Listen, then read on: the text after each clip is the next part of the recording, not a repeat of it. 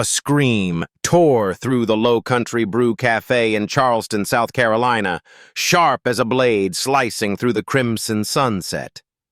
Noah, the 8-year-old boy, curled up in a corner, rocking violently, his small hands clamped over his ears as if to block out the nightmare.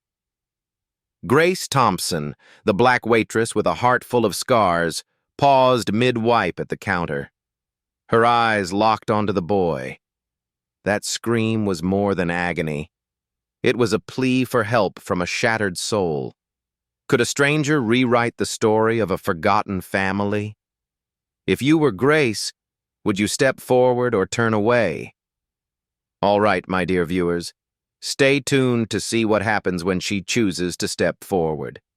Take a second to like and subscribe, but only if you truly resonate with what I'm sharing here. And drop a comment below telling me where you're watching from and what time it is for you. It's always exciting to welcome viewers from around the globe. Grace knelt on the cafe's gleaming wooden floor, a few steps from Noah. Her heart pounded in her chest.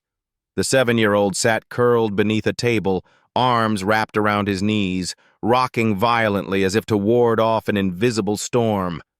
Noah's sobs were nothing like a child's cry. They were sharp, frantic, a plea for help without words. Grace, in her worn waitress apron, felt a familiar pain rise within her. She had seen that look in Aaliyah's eyes, her sister, trapped by autism in her own world. Now, memories of late nights soothing Aaliyah, of desperate attempts to reach her, flooded back, tightening Grace's chest. She did not approach further, fearing she'd terrify Noah more. Instead, Grace sat down, hands resting loosely on her lap, palms up in a promise of non-intrusion. She traced a simple symbol on her palm, peace, a gesture that once bridged the gap between her and Aaliyah during chaos. Her motion was slow, almost a whisper, as if telling a wordless story. Noah, tears brimming in his eyes, glanced at her. In that fleeting look, his rocking slowed, as though the symbol had touched a hidden place in his soul. The cafe, usually alive with clinking glasses and laughter, fell silent. All eyes turned to Grace and Noah, but she noticed nothing. Her world had narrowed to the boy and his pain. Daniel Caldwell, Noah's father, entered like a chill wind. His perfectly tailored black suit could not mask the tension etched across his face. Rage flared in his eyes at the sight of Grace near his son. He froze, leather briefcase clenched, poised to push anyone who dared cross his invisible boundary. Grace felt the sharpness of his gaze, yet she did not flinch. She understood him, a father imprisoned by grief and helplessness. She had seen her own mother that way when Aaliyah screamed in the night, and no one knew why. Then something unexpected happened.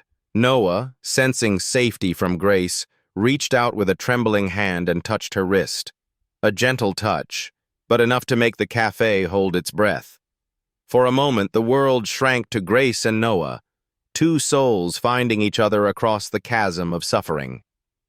Daniel stood stunned. His anger gave way to confusion. He looked at his son, who had stopped crying, eyes fixed on Grace. She rose, hands trembling, and spoke calmly, though her heart cried out. She told him about Aaliyah, about learning signs to reach her, about how a small gesture could open a door that words could not. Yet Daniel, still trapped by doubt, asked her to leave. He did not want a stranger, a waitress, meddling in his son's fragile world. Grace nodded, offering no argument. She knew trust sometimes needed time to grow. Before leaving, Grace made one bold, small gesture. She tore a scrap from the order pad, scribbled a few lines. "If he needs someone to understand, I know the sign," and placed it beside Daniel's untouched coffee. Then she walked away. Her steps were quiet, but her heart was heavy. She did not expect him to call, yet she hoped. For Grace, that scrap was a fragile lifeline, a promise that she would not abandon Noah as she once wished someone had not abandoned Aaliyah. Daniel, alone in the corner of the cafe, stared at the note. He did not pick it up immediately.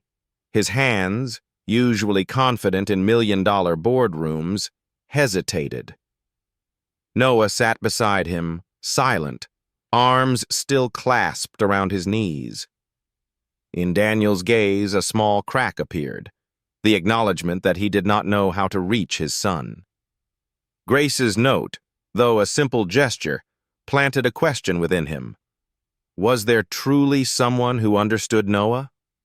He folded the paper, slipped it into his suit pocket, remarking not a word. But in that moment, a flicker of hope glimmered, small, yet impossible to extinguish. Grace returned to her work, wiping tables, pouring coffee, her smile concealing the ache within. She labored to pay her mother's medical bills, to keep their little home where memories of Aaliyah still lived. Yet Noah's image lingered in her mind. She saw him in every overturned coffee cup, in every distant gaze of a customer. She did not know if Daniel would keep the note or dismiss it as meaningless, but she believed that one day Noah would need her. And when that day came, she would be ready, with the sign for peace and a heart that had never stopped hoping. 3 days after the cafe moment, Daniel Caldwell appeared at Low Country Brew, where Grace was wiping the counter with tired hands. His suit, sharp as a blade, could not conceal the exhaustion etched at the corners of his eyes. He stood there, a man accustomed to controlling everything, now powerless before his son's silent world. Grace felt his hesitation as he gripped his leather briefcase, an internal struggle to step past his pride. A wave of memory surged within her. The long nights with Aaliyah, her sister, whose cries were a wordless puzzle. She had once wished someone would truly see Aaliyah, not just treat her as a problem to solve. Now, facing Daniel, she saw that same yearning in his eyes, a father desperate but unsure how to reach his child. Daniel admitted that no one had ever calmed Noah like Grace. His words, though stiff, carried rare sincerity. He offered her a temporary position at their Kiowa Island beachfront estate, 3 times her current pay, plus housing and insurance, to care for Noah. Grace paused, the rag in her hand feeling impossibly heavy. She was no specialist, just a poor girl whose heart had shattered when Aaliyah died, working to pay her mother's medical bills. Fear rose within her, fear of failure, fear of being unable to pull Noah from the darkness. But the memory of Aaliyah, of nights when her sister cried without explanation, weighed on Grace's shoulders. She nodded, not for the money, but for Noah. She wanted him to know someone saw him, truly saw him. When she spoke, her eyes shone with genuine warmth, an illumination that left Daniel momentarily silent, as though he had glimpsed an unexpected hope. Grace moved into the estate, where everything was lavish yet cold. Pristine white walls and expensive furnishings felt like a shell hiding the Caldwell family's pain. Noah lived in his own world, eyes fixed on the line of stones he arranged on the hardwood floor, repeating the ritual no one understood. Grace watched him, her heart aching, yet hopeful. She remembered Aaliyah and how she once arranged spoons into circles, as if it were the only way to keep her world from collapsing. With Noah, Grace was patient. She sat a few steps away, never intruding, simply present. She traced signs in the air, peace, safety, gestures that once formed the language between her and Aaliyah. She sang low South Carolina folk lullabies, soft words unneeded. She brought in kinetic sand, pouring it onto a wooden tray so Noah could feel its softness beneath his fingertips. Each day she waited. No pressure, no rush. Noah said nothing. He did not look directly at Grace, but she noticed small changes, a fleeting glance, a slower sway. She refused to give up, though doubts gnawed at her. Did she have what it took? Was she fooling herself? Then, one afternoon, a miracle. Noah, sitting among his perfectly lined stones, pushed a single green pebble toward Grace. It rolled gently to rest at her knee. She held her breath. Her heart pounded. This was more than a pebble. It was his first gift, a silent whisper of trust. Grace picked it up, cupping it in her palm, feeling its cool promise. She looked at Noah. His gaze remained on the floor, but the corner of his mouth curled in a half-smile. In that moment, Grace felt a ray of light pierce the darkness. She was no therapist. She held no credentials or titles. But she had a heart, and that heart had truly seen Noah. Daniel, standing at the doorway, watched in silence. He said nothing, but his eyes softened, from doubt to something gentler, as though he began to believe Grace was more than a stranger. The green pebble in Grace's hand became a symbol of fragile faith, a thread binding her to Noah, and perhaps to Daniel as well. She placed the pebble in her apron pocket, determined that this was only the beginning. Noah's scream ripped through the silent halls of the estate, sharp as a blade cutting through the dusk. Grace, clad in a thin nightgown, bolted from her room, her heart pounding wildly. She raced down the dark corridor, the dim nightlight guiding her to his door. Noah, only 7, crouched on the wooden floor. He rocked violently, tiny fists pounding the wall as if battling an unseen nightmare. Grace stopped at the threshold, her breath caught. In Noah, she saw Aaliyah, her sister, whose panic once drove their mother to tears. Memories of Aaliyah's long nights returned. Grace's chest tightened, yet she refused to be pulled back by pain. She knelt a few steps away, hands resting softly on her lap, palms up in a promise of safety. Grace traced the sign for peace in the air. Her finger moved slowly, a silent dance. Then she began to sing, Amazing Grace, her voice low and trembling, a prayer without words. Noah, tears welling, ceased his pounding. His rocking slowed as though the melody had reached the deepest corner of his soul. In that fragile moment, he reached out and buried his face in her shoulder. His small arms clung to her nightgown, as though she were the only life raft in his storm. Grace held him gently. Her heart ached, yet warmed. The mansion, once echoing with his cries, stood hushed in sacred stillness, as if the entire house held its breath for this moment. Daniel Caldwell, returning from a late meeting in Atlanta, stood silently in the doorway. His expensive suit could not hide the exhaustion etched on his face. He watched Grace and Noah. His eyes flickered with confusion and awe. He stepped forward, his dress shoes barely whispering on the floor, and in that instant, he realized a painful truth. He had forgotten how to hold his son. Grace, still cradling Noah, felt his gaze upon them. She spoke of Aaliyah, of learning signs to reach her, of how a simple gesture could open a door that words could not. Her words, though plain, carried the weight of sincerity. Daniel stood transfixed. He then revealed the memory of Olivia, his wife, who died of cancer 3 years before. That grief had imprisoned him and Noah in a silent spiral. where he did not know how to father. He bowed his head, fists clenched, as though confessing an unforgivable sin. But peace did not endure. One morning, Grace spotted an email on Daniel's laptop left in the living room. Its cold text read, "Vanessa Reed, a former employee now at Quantum Innovations, Daniel's rival, was planning to apply pressure through Noah." The calculated words struck Grace like a knife. Anger surged, not only at the betrayal, but at anyone daring to use Noah as a pawn in a power play.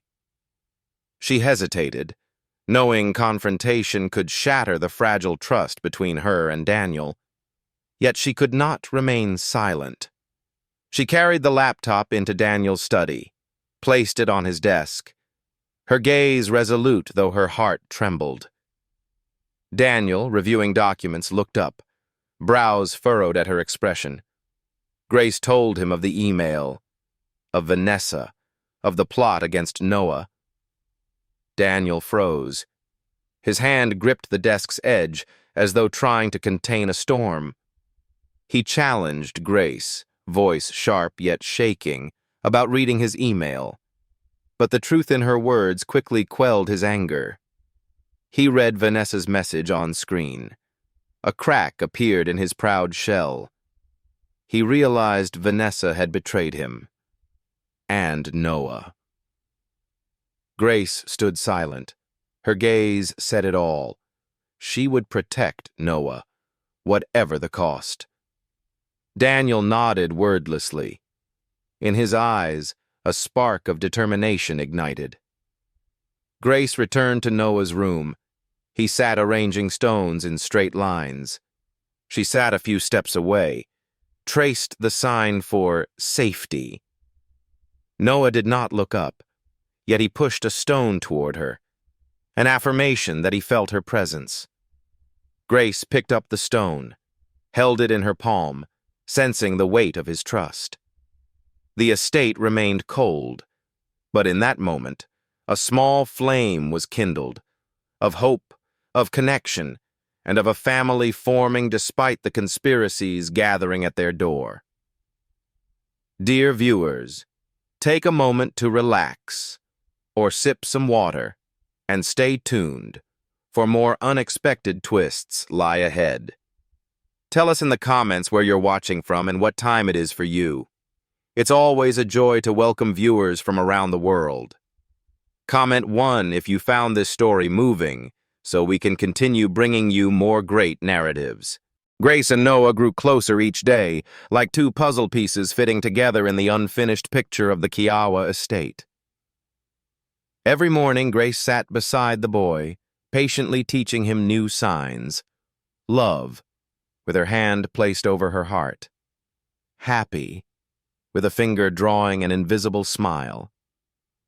She brought an emotions chart, bright crayon faces, smiling and crying, so Noah could touch what he felt, but could not speak. Grace watched him, her heart both warmed and ached. In Noah she saw Aaliyah, her sister, trapped in a silent world she had once struggled to understand. Every sign, every small smile from Noah was a victory. Yet it reminded Grace of the nights she could not save Aaliyah from the darkness. One afternoon, Grace took Noah to the beach near the estate. Fine sand filled the gaps between his toes, and he sat down, small hands sifting through it as if searching for something deep within. Grace sat beside him. No pressure, only presence. She drew a circle in the sand, then watched Noah. He hesitated, then, with a trembling finger, sketched a heart, imperfect but unmistakable. He looked up. Clear eyes met Grace's. She smiled, tears shimmering at the corners of her eyes, as if that heart drawn in sand were a promise. She placed her hand over her chest, signing love, and though Noah did not sign back, he tilted his head, as if he understood. In that moment, between sand and silence, An invisible thread bound their souls together. That night, in Noah's room, the dim nightlight cast its glow on white walls. Grace sat beside his bed, gently smoothing the blanket he clutched. Noah, usually lost in his private world, suddenly stirred. He whispered, softly like a breath, "Pa." That fragile sound, feeble yet clear, was a ray of light tearing through the darkness. Daniel, standing at the door with a cup of coffee in hand, froze.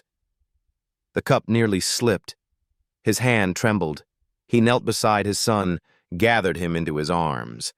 His heart pounded, like a pulse restored after 3 years of numbness. Noah said no more, but his small hand pressed against his father's cheek, a delicate trust. Grace, from the corner, held her breath. She saw Daniel no longer as the cold man in a suit, but as a father relearning how to love. Daniel bowed his head. His shoulders trembled. The pain of losing Olivia, his wife, had imprisoned him and Noah in a silent prison. He did not know how to reach his son. Yet in that moment, through Noah's paw, he felt a door crack open. He looked at Grace. His eyes shed doubt and brimmed with gratitude. Grace said nothing. She only nodded, an understanding that this was not just Noah's triumph, but Daniel's as well. She turned away, her heart full yet heavy with memories of Aaliyah, who never had the chance to say, "I love you." A week later, Grace again sat beside Noah, singing a South Carolina folk lullaby, her voice low and gentle. Noah, lying in bed with half-closed eyes, suddenly mumbled, "Ma." That small, clear word made Grace catch her breath. She stopped singing. Her hand trembled as it came to rest over her heart. Daniel, who had just entered the room, heard it. He stood at the door, feeling his heart, once frozen by Olivia's death, beat anew, strong and vivid. Grace looked at Noah. Silent tears fell. Though not his mother, that Ma was the most precious gift, a confirmation that she had become his safe harbor in a chaotic world. The estate, once cold and empty, now glowed with unseen light. Grace wiped her tears, rose, and straightened the blanket around Noah. She felt Daniel's gaze from the doorway, no longer an employer's stare, but a father rediscovering himself. Noah drifted into sleep, clutching his teddy bear, face peaceful. Grace stepped out carrying the green pebble Noah had given her, tucking it into her apron pocket like a talisman. She knew their journey was far from over, but with every word Noah spoke, Pa, Ma, they had cracked the walls of grief that once surrounded this family. Daniel nodded to her. No words, but his eyes said it all. Together they were building something new, fragile yet brimming with hope. Quantum Innovations, Daniel Caldwell's merciless rival, struck its final blow. A fabricated report sent to Child Protective Services, accusing him of neglecting Noah. The dossier was cold and calculated, like a blade aimed straight at a family that was finally healing. Grace, who had become Noah's safe harbor, felt rage surge when she learned of it. She stood in the estate's living room, clutching the green pebble Noah had once gifted her, her heart hammering. Memories of Aaliyah, her sister, overlooked by the system because of their poverty, weighed on Grace's chest. She realized she was not just protecting Noah. She was fighting her own pain, the years she had longed for someone to stand up for Aaliyah. One morning, social workers arrived at the estate, file folders in hand and cold eyes. They demanded to interview Noah, but Grace, in her simple sweater, stepped in front of him. Noah shrank behind her, clutching his teddy bear, his round eyes wide with fear. Grace felt his frantic heartbeat through her sweater. She knew letting strangers near him now would be a betrayal. She straightened her shoulders, her gaze unwavering, and translated Noah's trembling signs. Safe, love, to prove he was not only cared for but deeply cherished. The workers took notes, their expressions softening, yet Grace remained vigilant. In the corner, she saw Daniel with clenched fists. He said nothing, but his grateful eyes spoke volumes. Grace was not merely a caregiver. She was his protector. The legal storm dragged the family into a Charleston courthouse. Quantum Innovations, backed by expensive lawyers, accused Grace of being a gold digger, a poor woman exploiting Noah for Daniel's money. Their accusations, sharp as knives, cut into Grace's dignity. She sat in the front row, hands clasped tightly on her lap, feeling every gaze in the courtroom on her. Her fear rose, not of judgment, but of Noah being wounded if she failed. Then she remembered Aaliyah, forgotten by the welfare system when no one learned her signs. That pain transformed into strength. When it was her turn, Grace rose, voice steady though her heart trembled. She spoke of her impoverished childhood, of nights holding Aaliyah close to shield her from a cold world.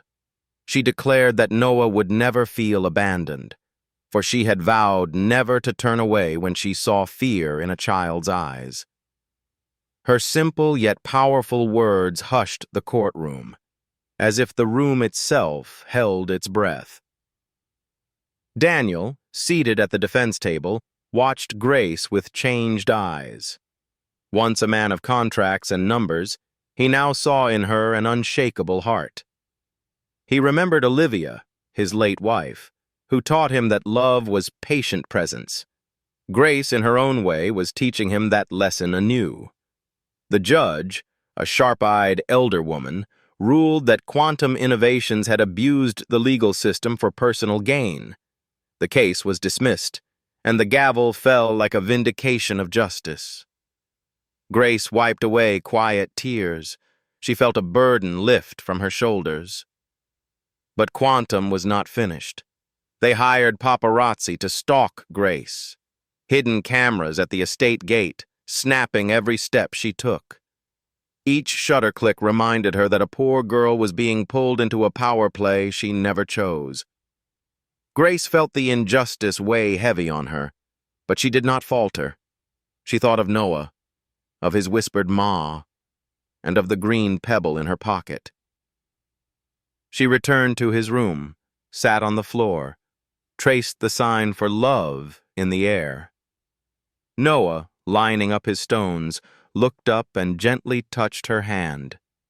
That small, sincere gesture was all Grace needed to keep going. From the doorway, Daniel watched. He said nothing, but his fists, once clenched in anger, relaxed. He stepped forward, knelt beside Noah, and for the first time, awkwardly traced the sign for love himself. Grace smiled, her heart swelled. Though the estate remained cold, it now carried a new warmth, the warmth of a family learning to heal, despite the conspiracies and flashing cameras outside. A letter arrived for Grace 3 days after the trial, an invitation from the mayor of Charleston to join the Inclusive Education Board for Children with Disabilities. The thick paper and official seal were an honor she had never dared to imagine. Grace, once a poor waitress, felt her heart pound, a mix of pride and fear. Memories of Aaliyah, her sister, never understood by the school system, surged up, urging her onward. She refused to let any other child be forgotten like Aaliyah. With Noah's green pebble in her pocket, she embarked on a new journey, not just for herself, but for the silent souls waiting to be heard. Grace began volunteering at a community center in North Charleston, where faded walls and children's laughter mingled with teachers' patience. She taught sign language to autistic children, each hand movement a bridge between their world and those around them. She sat beside a little girl, guiding her to sign "happy." When the girl smiled, Grace felt light pierce the darkness of her own past. Yet Noah remained her center. Each afternoon, she returned to the estate, playing with him on the hardwood floor, using the emotions chart to help him express his heart. Noah, once trapped in his own world, now looked at her with clear eyes, as if she were the lamp lighting his path. Daniel, once imprisoned by the grief of losing Olivia, changed too. He learned the signs, his clumsy fingers tracing love and safe in the air, not only to speak with Noah, but to rebuild his bond with his son. He played with Noah on the beach near the estate, helping him shovel sand into plastic pails, laughing as Noah clumsily spilled sand on his suit. Grace watched from a distance, her heart warmed. She saw Daniel not as the cold man in a suit, but as a father learning to love again. In a rare moment, he admitted to her that she had given him his family back. Not just Noah, but his belief that he could be a father. One evening, in the estate's parlor bathed in soft amber light, Grace and Daniel stood together. Noah sat on the rug, signing love with his small hands toward both of them. That simple yet powerful gesture made Grace hold her breath. Tears silently fell, not from sorrow but from profound joy. Daniel placed a reassuring hand on her shoulder, warm, steady. He looked at her with the sincerity of a man who had found home in his own heart. Grace smiled, feeling an invisible thread binding the three of them. The mansion, once a cold refuge, had become a home where pain dissolved, making way for love. Grace reflected on her journey, from a poor girl burdened by her mother's medical bills to the woman who transformed Noah's and Daniel's lives. She remembered Aaliyah, those nights singing her lullabies, and realized that every sign she taught Noah was a way to keep Aaliyah's memory alive. She wiped her tears, adjusted Noah's blanket as he slept peacefully in the armchair. Daniel brought out a photograph and placed it on the parlor's wooden table. In it, Grace, Noah, and Daniel stood on the beach, hands intertwined, beaming with joy. Beneath the frame, a small inscription read, "Love is a language without words." Grace touched the frame lightly, as if she were touching a dream come true. Daniel stood beside her, silent, but his eyes said it all. Grace was more than a caregiver. She was an indispensable part of their family. She gazed at the photo, seeing Noah's smile, knowing he was no longer the child trapped in silence. She had helped him find his voice, through signs or whispered words. The estate was no longer a realm of cold, white walls, but a space filled with warmth, where three hearts had found each other. Grace pressed the green pebble in her pocket and smiled. She had found her home, not within walls, but in the love she shared with Noah and Daniel. The story of Grace, Noah, and Daniel proves that love and compassion can heal the deepest wounds. From the scream in the cafe to the whispered ma on Kiowa's beach, Grace not only brought Noah back, she awakened a father's heart and built a new family. Thank you for joining us. Don't forget to tell me in the comments where you're watching from and what time it is for you. It's always exciting to see viewers from around the world. Comment 1 if you enjoyed this story so we can continue bringing you more great narratives.